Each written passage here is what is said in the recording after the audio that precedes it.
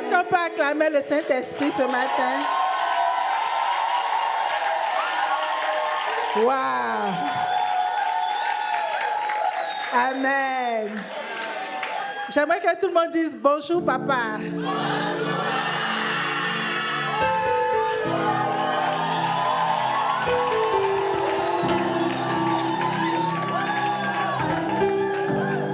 Amen.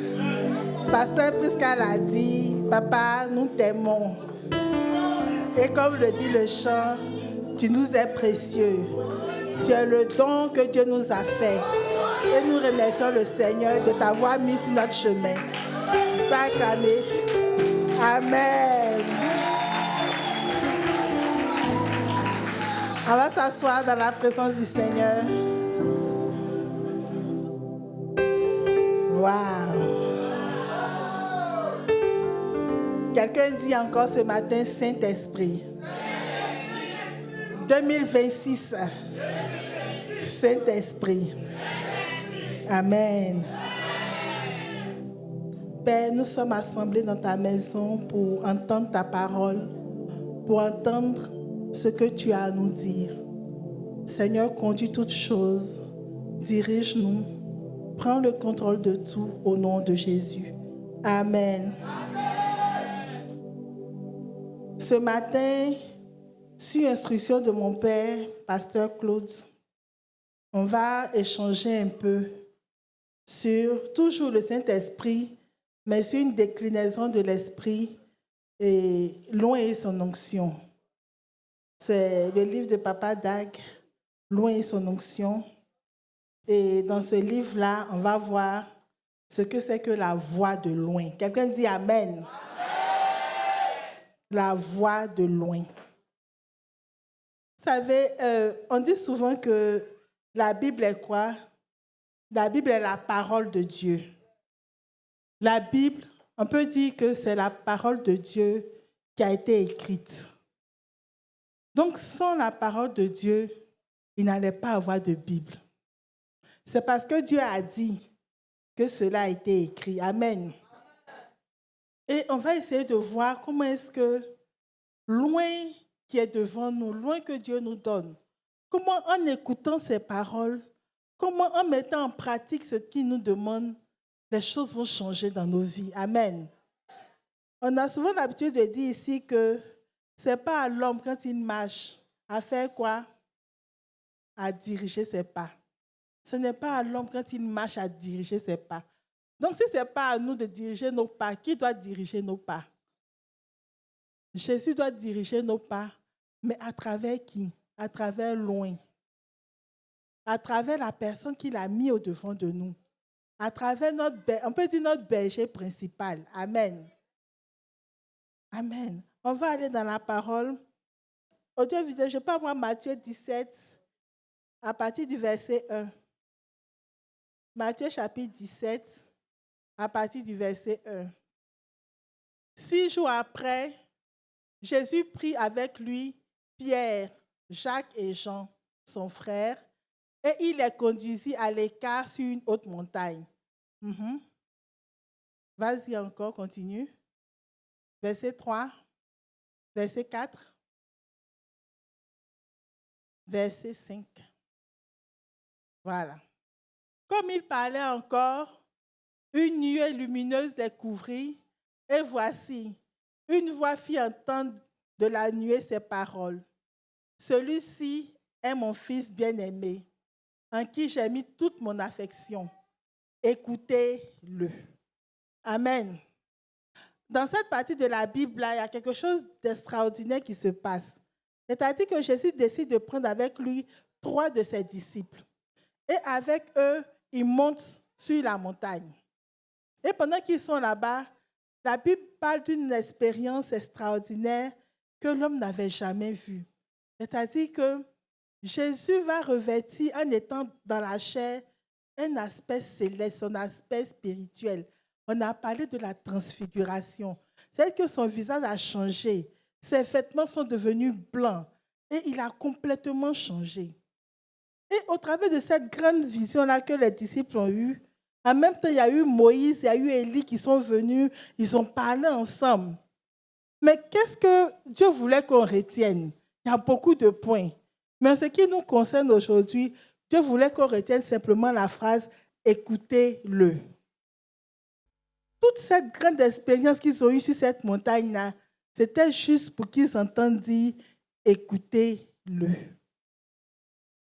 Vous savez, souvent quand on marche avec quelqu'un, nous sommes des hommes, hein. On a nos pensées, on a nos idées, on a ce qu'on veut pour nos vies. Et puis quelqu'un rentre dans notre vie et Dieu nous dit « écoutez-le ». Parmi nous ici, plusieurs fois, par les prédications, par les conseils, par les messages, même par les chants, Papa nous a donné beaucoup de conseils. Il nous a dit beaucoup de choses. Fais ceci, ne fais pas ça, marie-toi comme ça, n'épouse pas cette personne. Si tu marches avec telle personne, il faut suspendre parce que ce n'est pas bon devant. Mais nous, quand on voit que tout va bien pour le moment, qu'est-ce qu'on fait? On n'écoute pas. On n'écoute pas, on fait ce qu'on veut. On fait ce qu'on veut jusqu'à ce que ça se gâte. C'est un peu comme quelqu'un qui fume. Et puis tu vas à l'hôpital, ou bien qui boit. Tu vas à l'hôpital, on te dit non, il faut arrêter de fumer. Il faut arrêter de boire. Mais toi, tu aimes déjà la cigarette, tu aimes déjà la boisson. Donc tu restes dedans jusqu'à ce que les conséquences viennent dans ta vie. On n'est pas obligé d'avoir des conséquences bizarres pour arrêter. Vous savez, les conseils de vie que nous recevons là, quand on ne les suit pas, on perd 1 an de vie, on perd 5 ans de vie. Parce que ce que tu n'as pas suivi en 2020, quand tu arrives en 2023, bien 2024, tu te retrouves au point de départ. Moi-même, je suis dedans, hein, je sais de quoi je parle. Depuis 2019, papa, excuse-moi, depuis 2019, papa m'avait dit, ma fille déménage. Papa a dit, ma fille déménage. Est-ce que c'est papa qui a parlé même? La maison où j'étais là, c'était une belle maison, une maison basse. En tout cas, bien grande, assez de champs. Papa me dit déménage. J'ai dit, Je tourne. Je déménage. Mais dans mon cœur là-bas, je n'ai pas envie de déménager. Donc, à la moindre occasion, c'est-à-dire à la moindre difficulté que cette maison-là me présente, je retourne encore dans l'ancienne maison. Je reste là encore. Je redéménage encore. Je redéménage. Il y a encore une difficulté. Je dis, c'est que vraiment, c'est que je retourne encore. C'est fort, C'est fort. Et actuellement, par la grâce de Dieu, j'ai redéménagé encore. J'ai redéménagé, mais cette fois, c'est pour de bon. Vous savez pourquoi? Parce que maintenant, j'ai pris la décision, il y a quelque temps en arrière, j'ai pris la décision de laisser mon cerveau de côté. Pour ceux qui ne le savent pas, j'ai une maîtrise en droit option judiciaire. J'ai fait un 2SS. C'est pour dire qu'intellectuellement, je suis vraiment allée, par la grâce de Dieu, un peu loin à l'école. Ce n'est pas que j'étais forte, mais vraiment, il m'a permis d'avoir les diplômes. Et actuellement, par la grâce de Dieu aussi, on m'a fait chef de service dans mon service. Donc, si c'est du côté papier, là, vraiment, Dieu m'a fait grâce. Mais avec toute cette intelligence scolaire et universitaire, même professionnelle que j'ai décidé de mettre ça de côté. Parce que j'ai compris que la vie chrétienne, la vie spirituelle, ça n'a rien à voir avec l'intelligence de l'école. Quand tu es à l'église, que Dieu te met quelque part, prends le soin de suivre l'homme que Dieu a mis devant toi. Vous savez, en Côte d'Ivoire ici, il y a des milliers d'églises. Il y a des milliers de ministères. La MIAF n'est pas la seule église à Abidjan ici. Il y a beaucoup d'églises où la parole de Dieu est prêchée, où il y a des miracles, il y a des prodiges, il y a tout. Mais Dieu a décidé de nous rassembler sous quelqu'un. C'est parce que dans la main de cette personne-là, il a déposé ce qu'il nous faut pour notre avenir. À un moment, il faut arrêter de réfléchir par toi-même. À un moment, il faut mettre ce que tu penses être bon pour toi là de côté et puis prendre ce que papa te dit.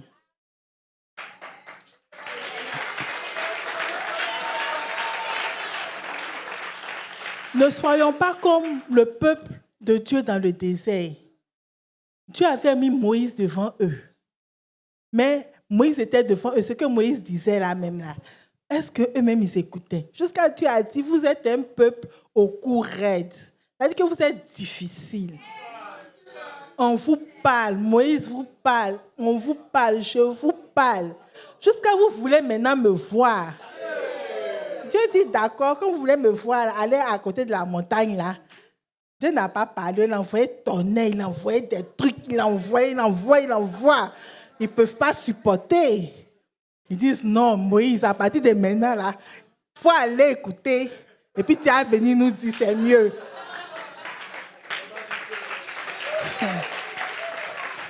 Ne faisons pas, on va arriver à ce stade-là où on va faire jusqu'à Dieu va envoyer sur nous. Et puis on va dire, ah, c'est pas mieux, papa va écouter, puis il va nous dire. Amen.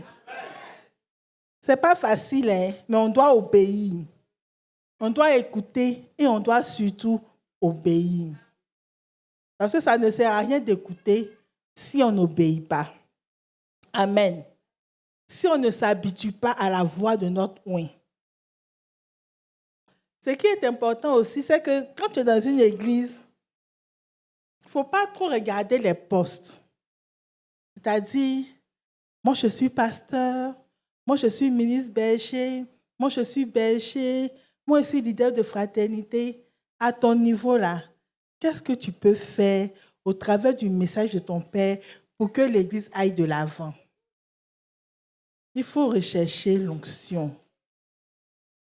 Et cette onction-là, 2026 est une année favorable. Vous savez, la vie du chrétien, là, c'est des cycles. Quand un cycle passe comme ça, là, il faut attendre encore pour que ça revienne. Et encore, il faut que Dieu te fasse grâce que ça revienne. Parce que quand un cycle passe comme ça peut revenir dans 5 ans. Ça peut revenir dans 3 ans. Ça peut revenir... En tout cas, ça va revenir, mais quand ça va revenir, là, c'est ça, on ne sait pas. C'est pas mieux.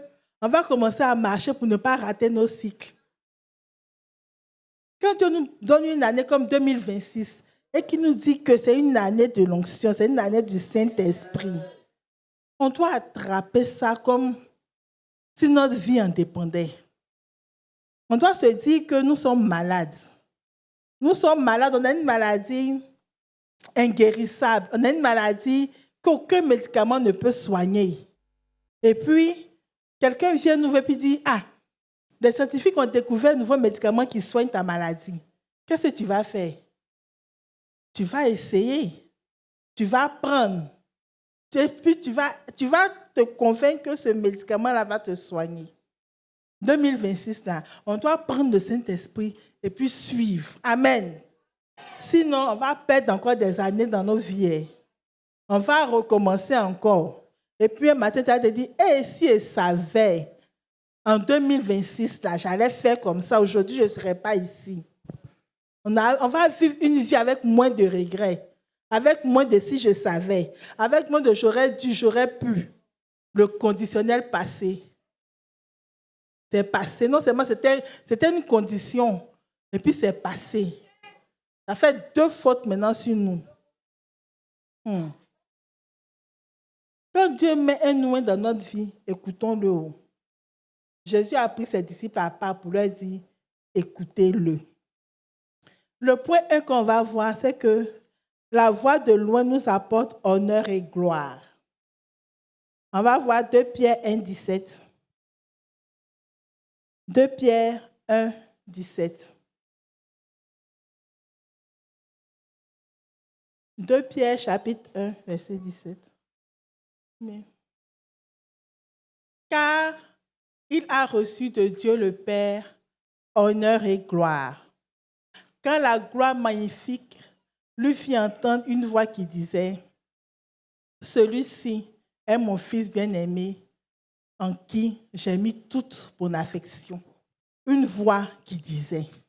Quand la voix parle, qu'est-ce qui reçoit la parole? Ce sont les oreilles qui reçoivent la parole. Et quand ton oreille reçoit une parole que la voix de Dieu te dit, elle doit aller s'asseoir dans ton cœur pour transformer ta vie. On ne peut pas dire en tant que chrétien, ça rentre ici, ça sort ici. Chez le chrétien, quand ça rentre là, ça ne doit pas sortir. Quand ça rentre, ça doit aller toucher ton cœur, ça doit aller te transformer. Sinon, comme le disait une de mes grandes cousines, c'est comme si on venait chauffer les bancs de l'église. C'est qu'on venait à l'église pour rien. Et c'est comme ça qu'on va dire, Dieu n'a rien fait pour moi. C'est comme ça que d'autres vont se retrouver sur des plateaux de télé pour dire que moi j'étais pasteur, maintenant je ne crois plus. Dieu t'a parlé, tu as fait quoi avec la parole que tu as entendue? On va voir Osée chapitre 12. Je vais lire ici. J'ai parlé aux prophètes, j'ai multiplié les visions. Et par les prophètes, j'ai proposé des paraboles. Par un prophète, l'Éternel fit monter Israël hors d'Égypte. Et par un prophète, Israël fut gardé. Amen. Comment est-ce que le prophète reçoit la parole de Dieu? Il peut recevoir en entendant, en écoutant. Il peut recevoir par des visions. Il peut recevoir par des paraboles. Il peut recevoir par beaucoup de choses. Mais le plus important pour nous, c'est de faire quoi? Le plus important pour nous, c'est de faire quoi? C'est d'écouter le prophète que Dieu nous donne. Amen. Tout le thème d'aujourd'hui, là, ça va tourner autour de ça. Écouter loin que Dieu nous a donné. Amen. Quand on écoute loin, comment on fait? On doit prêter maintenant attention à ce que loin nous dit. Dans les prédications, dans les conseils, même dans les causeries. Amen. Même dans les causeries. Et on doit connaître maintenant la personne que Dieu a mis devant nous. Parce que des fois, vous savez, l'homme est tellement difficile qu'il est difficile de nous parler franchement. Donc, quand on écoute notre oin, si on comprend bien ce qu'il nous dit, on va savoir comment marcher. Par exemple, tu vas voir ton pasteur et puis ton pasteur te dit, mettons en prière. Tu dois comprendre que là, c'est un peu bizarre. Tu t'en vas voir ton pasteur et puis il te dit, bon, je ne sens pas trop cette relation-là, mais prions. C'est que dans ton esprit, tu dois comprendre qu'il faut mettre une croix dessus.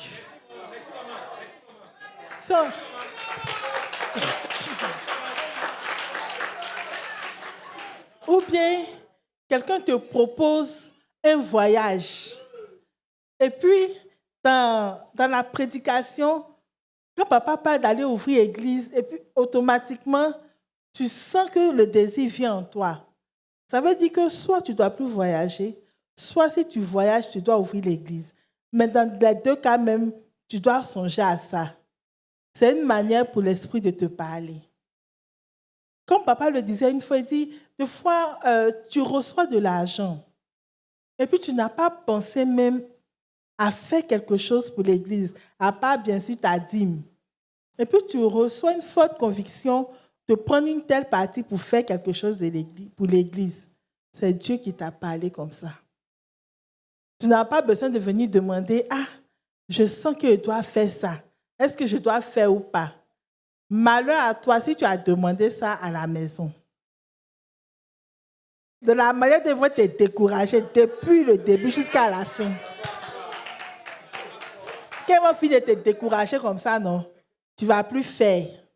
Et puis tu vas te rendre compte que cette somme-là même, là, tu ne vas rien faire de bon avec.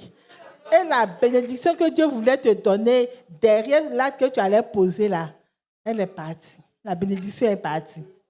Tu as raté comme ça. Or, peut-être que c'était juste une clé que Dieu te donnait pour décanter une situation dans ta vie. Mais tu n'as pas écouté. Nos cœurs, là, sont... C'est pour ça que Dieu nous dit que notre cœur, là, il est difficile, il est tortueux, il est méchant, il est mauvais. Dieu dit qu'il n'y a rien de bon en l'homme. Le cœur de l'homme, là, il n'y a rien de bon dedans. Si on ne se laisse pas transformer, guider par l'esprit, mon cher, on va aller de faux choix en faux choix, de poteau en poteau, de regret en regret.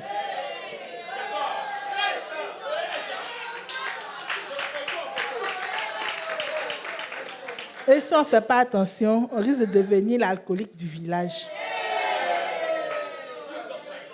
Parce qu'on va vouloir boire pour oublier. Or, quand tu bois pour oublier, l'effet de la boisson va passer. Quand ça passe, le problème n'est pas parti. Le problème est encore là. Donc, on va reboire encore. Un peu, jusqu'à... Tu te retrouves à boire là à 6 heures.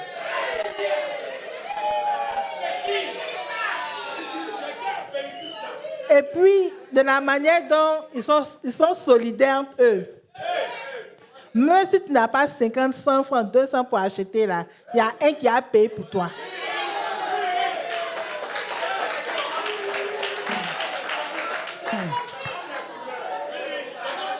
C'est ça, hein? C'est comme ça. Donc, pour éviter tout ça là même là, Dieu nous aime. Hein?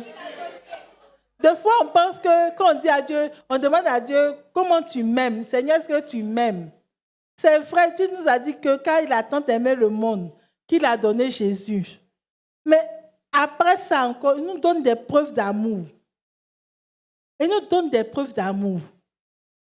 Et l'une des preuves d'amour que Dieu t'aime là, c'est qu'il t'a donné quelqu'un pour te conseiller. Il t'a donné quelqu'un pour te parler. Il t'a donné quelqu'un pour que ta vie ne soit pas bizarre. Faisons attention à nos choix. Ou bien, si tu veux faire ce que tu veux, il ne faut pas venir demander conseil. Parce que tu ne peux pas venir demander conseil au monsieur. Il va prier, il va recevoir, il va te donner. Et puis toi, tu n'as pas fait. Tu as fait ce qui est dans ton cœur. Ce n'était pas mieux dès le départ de faire ce qui était dans ton cœur. Parce que tout compte fait là, lui n'est pas télépathe. C'est les télépathes là qui lisent dans les pensées des gens. L'homme ne lit pas dans les pensées de quelqu'un. C'est Dieu qui donne parole de connaissance, des fois, quelquefois à ses serviteurs. Sinon, naturellement, comme ça, l'homme ne lit pas dans les pensées. Donc, ce que tu penses, lui, il ne sait pas.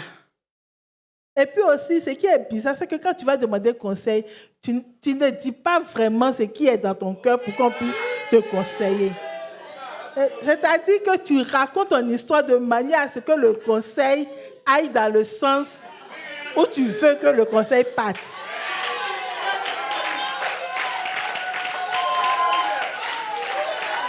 Donc, du coup, quand il est assis et puis tu as fini de parler comme ça, là, il sait que tu as fait... En fait, tu as tourné, tu n'as pas tout dit. Donc, quand c'est comme ça aussi, il veut te donner le bon conseil, mais il sait que tu ne vas pas suivre. Mais il prend son courage, il te dit, mais Seigneur, aide-nous. Oh. Quelqu'un dit, Seigneur, aide-moi. Oh. C'est fort. Le deuxième point, c'est que la voix de notre oint vient avec le don de l'esprit. On va voir dans Ézéchiel 2, 2. Ézéchiel chapitre 2, verset 2. Dès qu'il m'eut adressé ces mots, l'esprit entra en moi et me fit tenir sur mes pieds, et j'entendis celui qui me parlait. Entendre est venu ici encore. Ézéchiel dit quoi? Quand il a entendu la voix de Dieu, il s'est tenu sur ses pieds et il a commencé à entendre. Amen. Il a commencé à entendre. On doit prier pour que le Saint-Esprit nous donne la capacité d'entendre et d'écouter ce que notre Père spirituel nous dit. Si on a cette intimité-là avec l'Esprit de Dieu, ce qu'il va nous dire là, ça ne va pas être contraire à ce que nous, on doit faire. Parce que déjà, l'Esprit va te dire, et puis maintenant, lui va venir confirmer. Quand le mot de Dieu nous parle, et puis ce n'est pas une confirmation, ça veut dire qu'on n'est pas en phase avec ce que Dieu veut. Parce que c'est le même esprit. L'esprit ne peut pas te dire quelque chose et puis aller dire quelque chose d'autre à son serviteur. Vous savez pourquoi? Parce que, quoi qu'on disait à la Miave ici, là, c'est papa qui voit plus que tout le monde. Donc, les petits rêves, les petites visions que nous on a, les petits trucs là, ça n'atteint pas pour lui.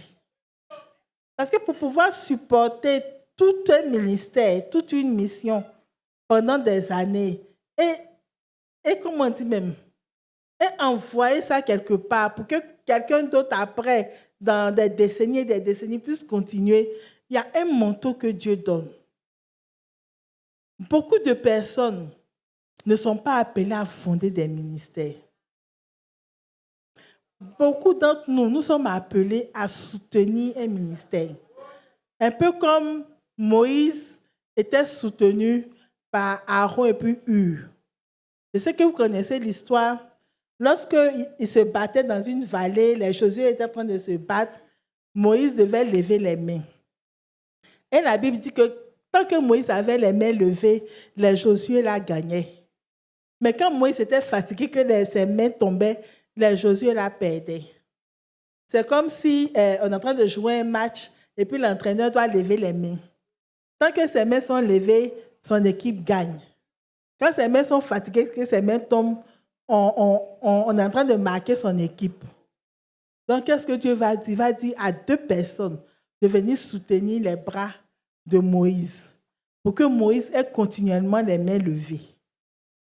C'est ce que nous devons faire pour que la Miave gagne, pour que la Miave avance. Chacun d'entre nous, là, on doit laisser tomber notre orgueil. On doit laisser tomber les « on m'a parlé mal ». On doit laisser tomber les « on m'a insulté dans le car ». On doit laisser tomber « on m'a frappé ». On doit laisser tomber « mais il était avec moi, il m'a laissé ». Puis dans la même église, elle a pris quelqu'un d'autre.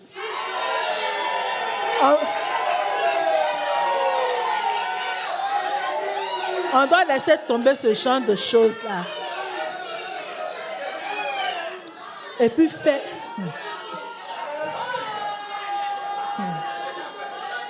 On doit laisser tomber ça. Et puis soutenir.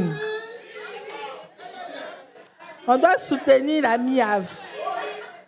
On doit soutenir notre Père spirituel. Quand on va arriver au ciel là-bas, Dieu ne va pas nous dire non, je t'avais confié de fonder une mission, tu ne l'as pas fait. Dieu va nous demander, mais je t'ai envoyé dans une mission. Tu avais un rôle à jouer, tu as fait quoi dedans? Tu as fait quoi pendant que tu étais sur la terre? Tu as fait quoi pendant que tu étais à la Miave? Est-ce que tu passais tout ton temps à bouder, à te fâcher, à murmurer, à critiquer? Ou bien tu te concentrais sur « moi, je dois balayer l'église, je fais ça bien, je ne me laisse pas distraire. Moi, je dois évangéliser, je fais ça bien, je ne me laisse pas distraire. Moi, je sais que je suis appelée à jouer d'un instrument, je fais ça bien, je ne me laisse pas distraire. » Chacun a son rôle. Ne pensons pas que nous venions à l'église pour juste nous asseoir et puis écouter. Chacun a quelque chose à faire dans l'église. L'église, là, il y a tout dedans. Il y a tout dans l'église. Ne soyons pas simplement des spectateurs. On n'a qu'à quitter le point de venir à l'église dimanche seulement, et puis ne plus penser à l'église jusqu'au dimanche prochain. On doit commencer à essayer de marcher avec le Saint-Esprit. Amen. Ce n'est pas facile. Parce que il y a un chant qui dit « Brise-moi, sonne-moi, viens Esprit du Dieu vivant, viens me briser, me casser. » C'est un chant que je n'aimais pas chanter. Quand j'étais étudiante, je n'aimais pas chanter ce chant-là. C'est trop fort. Il y a des chants comme ça, les paroles là sont fortes comme ça. Donc je ne chantais jamais. Quand les gens chantaient à l'église, moi, ils me taisaient.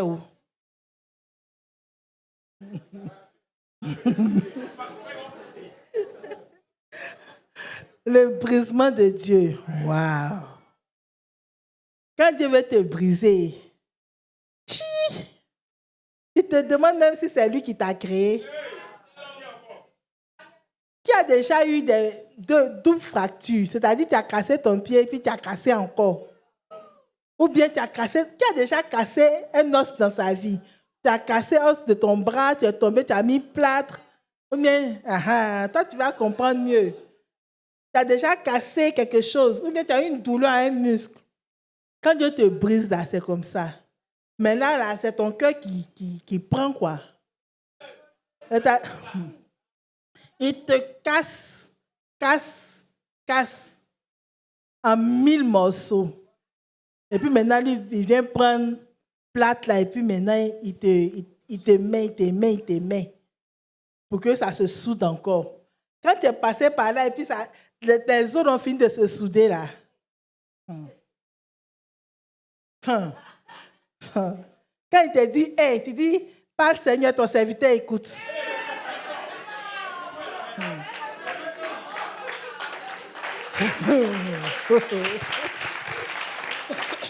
Quand il te dit 2, tu dis, parle Seigneur, ton serviteur écoute. Même s'il te dit, il faut aller vider ton compte. Tu dis, qui suis Seigneur pour ne pas obéir?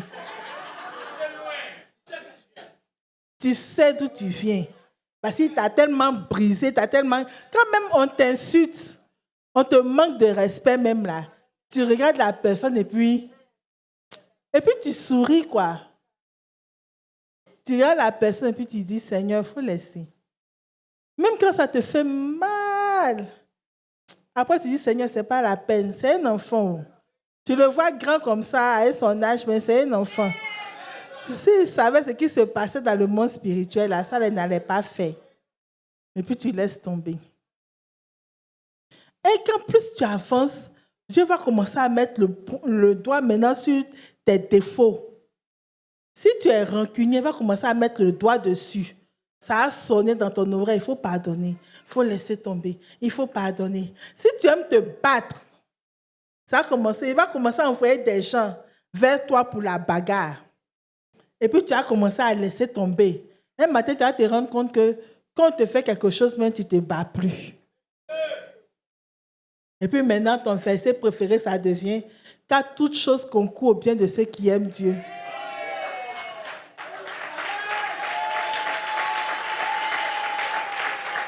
Quand quelque chose t'arrive, maintenant tu dis, c'est la volonté de Dieu. Seigneur, si ce n'est pas ta volonté, enlève ça sur mon chemin. Si c'est ta volonté, continuons dedans. Quand on faisait les prières de matin, là, toujours papa avait un sujet, là, il ne rate jamais. Prions pour la volonté de Dieu. On va monter, quand on priait de 4 heures, là, quand papa dirige, on va monter, on va descendre. La volonté de Dieu va sortir dedans. Pourquoi? Parce que c'est la meilleure chose qui peut nous arriver. Tout le reste, là, ça nous distrait pour rien. Quand tu écoutes loin, il te transmet les dons de l'esprit. On a vu ça plusieurs fois ici. Des gens qui n'étaient pas baptisés en langue. Quand papa fait ministère, les gens viennent, ils prient, d'autres commencent à parler. Quand ils touchent d'autres, ils commencent à recevoir des manteaux. En tout cas, la voix de loin transporte quelque chose de divin. La voix de loin transporte quelque chose de divin. Quelquefois, on se dit, mais c'est un homme fait de chair et de sang. C'est un homme comme moi. Pourquoi je vais l'écouter plutôt que machin chose?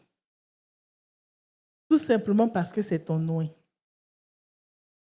Peut-être qu'il n'est pas loin de quelqu'un dehors, mais toi qui es dedans là, c'est ton loin.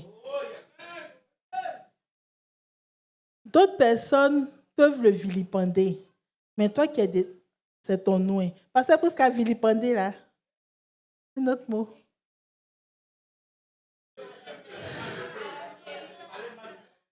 D'autres personnes peuvent parler mal de lui, peuvent le critiquer, peuvent le dénigrer, mais toi, c'est ton loin. D'autres personnes peuvent dire des choses bizarres, mais toi, c'est ton loin. D'autres personnes peuvent avancer même des choses qu'ils ne comprennent pas, mais toi, c'est ton loin. Une fois que tu as calé dans ton esprit que Dieu m'a donné un loin et que je dois le suivre sur ses conseils pour que ma vie réussisse, à 100%, ta vie va réussir. Et même si par extraordinaire de chez extraordinaire, même tu tapais poteau, ce n'est même pas grave. Parce que tu es convaincu que Dieu a parlé par son serviteur. Tu vas t'arrêter devant Dieu. Papa, ton serviteur m'a dit que j'ai fait à la lettre. Le résultat que j'attendais là, ce n'est pas ça. Seigneur, qu'est-ce qui se passe? Dieu va dire c'est ça. Est-ce qu'on se comprend? Dans la Bible, il y a eu une histoire comme ça, où il y a des gens qui partaient en guerre. C'était un roi. Il s'appelait comment même? Il s'appelait Josaphat. Voilà. Il y avait une guerre. Parce que dans l'ancien temps, là-bas, là, tous les jours, ils font palabre. Donc, ils étaient en train de faire leur palabre. Et puis, ils ont réuni les prophètes. Quand ils ont réuni les prophètes, il y a un qui a dit, « Ah, allez-y, oh. » Nous, bien, en tout cas, ils ont parlé. Et puis, Josaphat a dit, cette affaire-là, est-ce qu'il n'y a pas un autre prophète? Est-ce qu'il n'y a pas quelqu'un d'autre qui porte la voix de Dieu? Parce que le prophète, c'est lui qui porte la voix de Dieu pour nous parler, pour nous enseigner. Est-ce qu'il n'y a pas quelqu'un d'autre? Et puis, la personne est venue. Elle a dit, faites comme ça, faites comme ça, faites comme ça.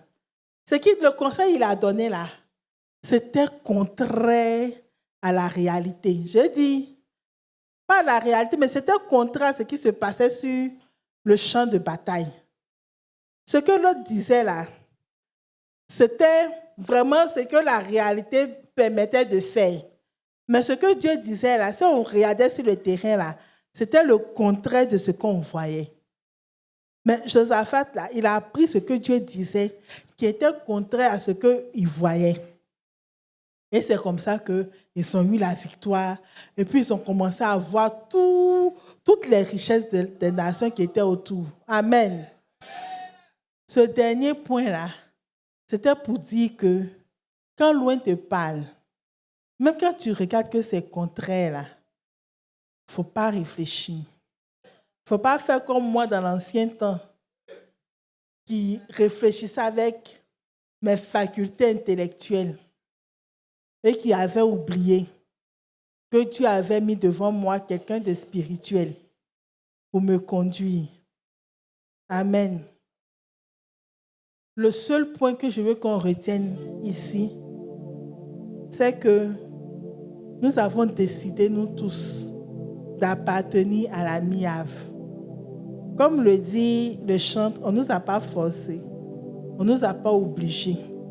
On a décidé d'appartenir à la mission internationale Arbre de Vie. Et si tu es vraiment fille et fils de la MIAV, il faut suivre les instructions que Dieu a mises dans la bouche de son prophète pour toi.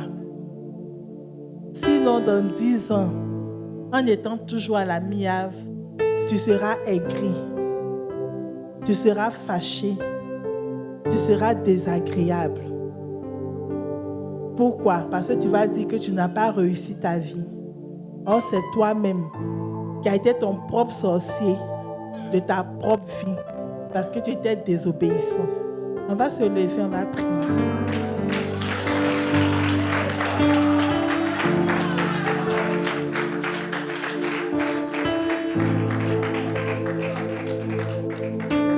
On dit, Père,